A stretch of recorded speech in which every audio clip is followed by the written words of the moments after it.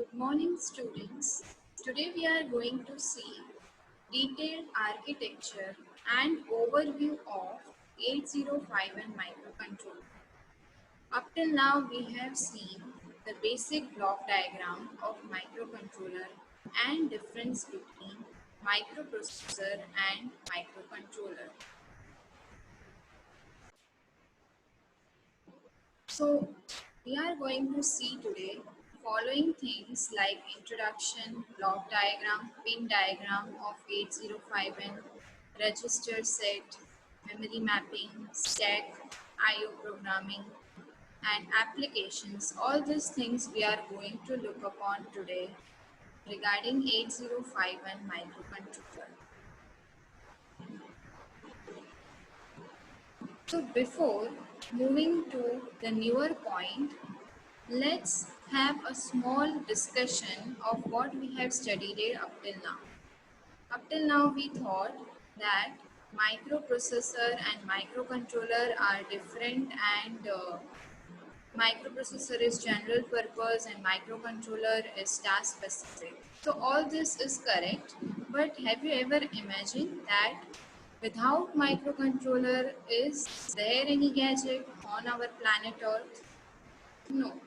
Everything we are surrounded with is covered with a small or a large part of microcontroller. Let's see in the upcoming slide.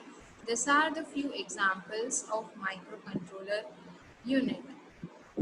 Whether it is personal information, laptop components, home appliances, any industrial equipments, or any playing toy, there is microcontroller associated with it.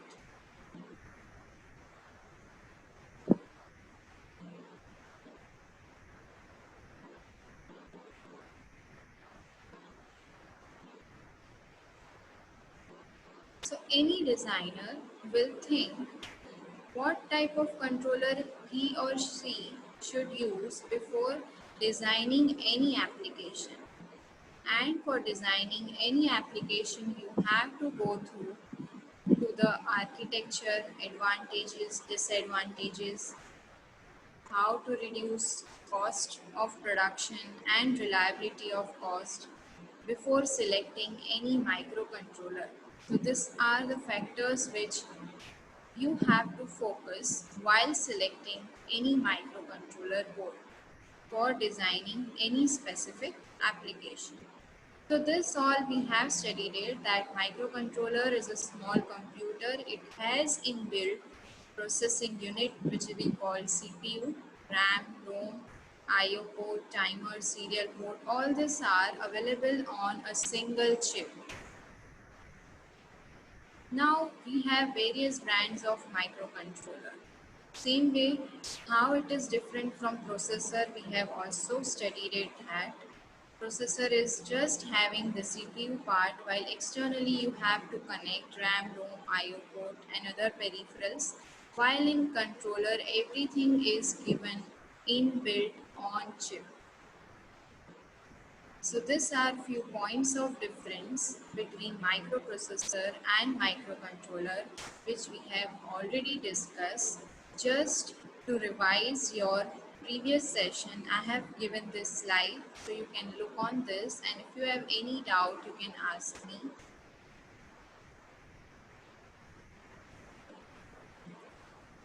So Intel designed microcontroller and how the revolution of microcontroller happened from microprocessor, that we are going to see today.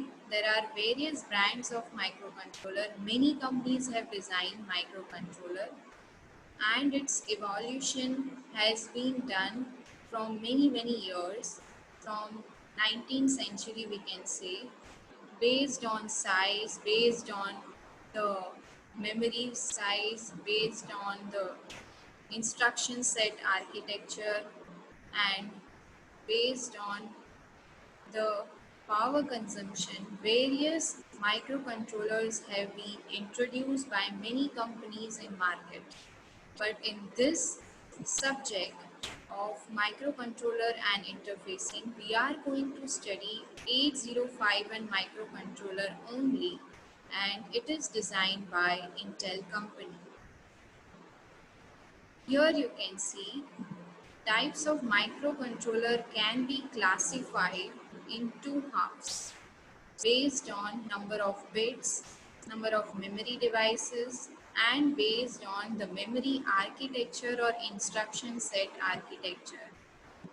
In the bottom line, you can see here lots of microcontroller have been designed by many companies like Intel, Philips, Atmel, Siemens, Telus, and 8051 Motorola. All these are microcontroller names, and the companies who have designed them are given in front of them, which is Intel, Philips, Atmel. In our syllabus, we are going to focus on 8051 microcontroller, which has been designed by Intel. So these are the names of microcontroller which are manufactured by different companies. For your knowledge, you can go through it. Otherwise, for this subject, we are going to focus on 8051 microcontroller, and that has been designed by Intel. And it is an 8-bit microcontroller, as you can see here.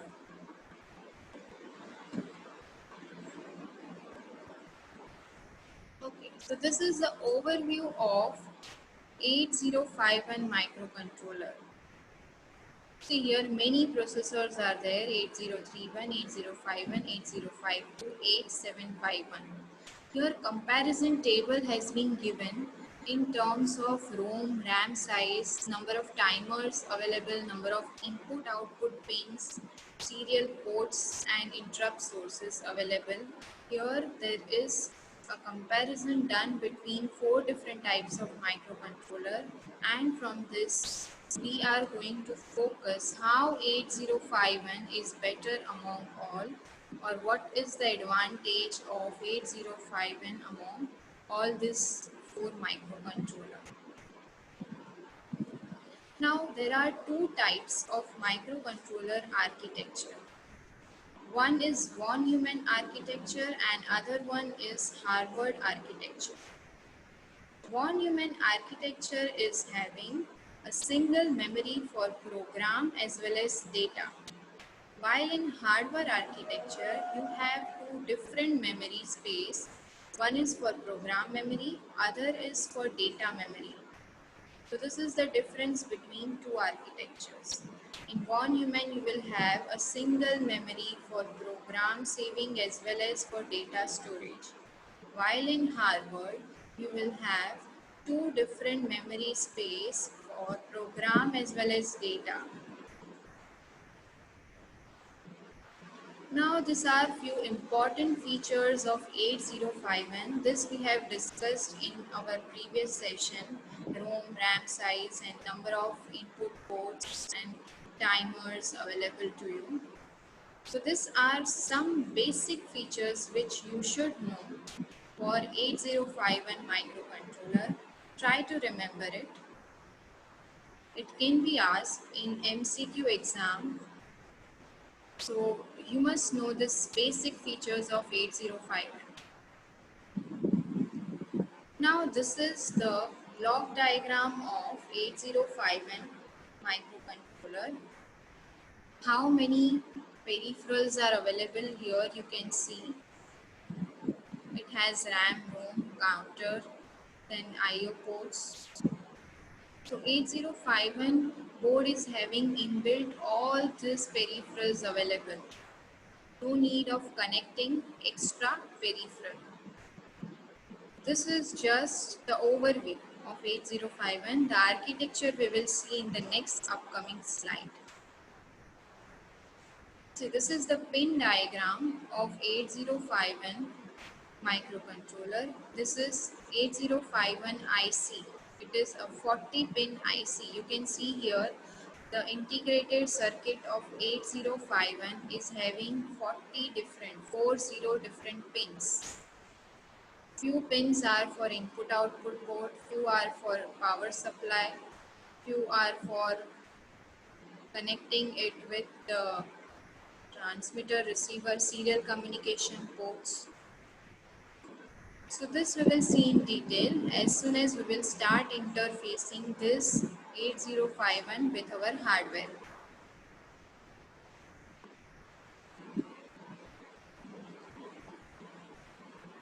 So it is a 40 pin IC. Now you can see here this is the this is the overview of 8051 register given to you. Total we have AB register, PSW is program status word register, SP is stack pointer, PC is program counter, DPTR is data pointer. The sizes of all this register has been mentioned here right hand side. A is the accumulator unit. A register is the accumulator unit. By default, any data is saved here in the accumulator unit and it is of 8 bit. B is also 8-bit register. It is used for multiplication and division. PSW is program status word. It is used for indicating the various flags whenever any ALU operation is performed. In PSW, we will see various flag like carry flag, auxiliary flag, parity flag. All these things are included in program status word. It is also an 8-bit register. SP is stack pointer. Stack pointer is used for storing the data on stack. Whenever we are implementing push and pop operation for reading and writing data from another IO peripheral, we need to save our data from where we need to read or write it. So for that we are using stack pointer. It is also 8-bit register. PC is program counter register. Program counter register is a 16-bit register. Program counter indicates you the address or the location from where you are going to fetch the next instruction. If currently we are having two instructions, add and subtract. Once the add operation is performed, now the program counter will indicate you the address or the location of next instruction, which we have taken in example is subtraction. So PC indicates you the location from where you have to fetch your next instruction. It is also 16-bit register and DPTR is the data pointer. It will point the data for given instruction. It is also 16-bit register. So all these are register set of 8051. Now there are some special function registers for 8051, data register, control register, and for timer, serial port, interrupt. Also we have special register which we will learn in the last chapters of our syllabus, which will be having programming for timer and interrupt. So all these are special function registers which we are using for some specific task only. Otherwise, in the previous slide we have seen our general purpose registers. These registers are used in all the operations, while these special function registers are used for specific tasks only. Whenever you are using timer module, serial communication, interrupt, ADC, DAC, at that time only you require such special function register. So these are the addresses, by default addresses of all the general purpose and special function registers. This is the list of register given. See, now in PSW register, I told you program status word register will indicate or it will reflect the current state of CPU. It will reflect in terms of flag. It will set or reset some specific flag once you have performed any operation. Carry flag will be set whenever there is a generation of carry after D7 bit. if you have a data from D0 to D7, total 8-bit data you have, and after D7 bit, if carry is generated, then carry flag will be set here. Auxiliary carry will be generated from lower nibble to higher nibble. Lower nibble to higher nibble means nibble is 4-bit data. Total from 8-bit data, if there is a carry generated from D3 bit to D4 bit, then auxiliary carry will be set. Now FO flag 0 is used for user defined flag. It can be used based on the requirement of user. RS1 and RS0 are register selection bit register. OV is overflow flag. Overflow flag will be set whenever the data is exceeding the limit of 8 bit. Okay. Then P is the parity flag. Parity flag will be set when in your 8-bit data number of ones are odd. And whenever number of ones are even in 8-bit data, parity flag will be reset. So this is all about program status word register.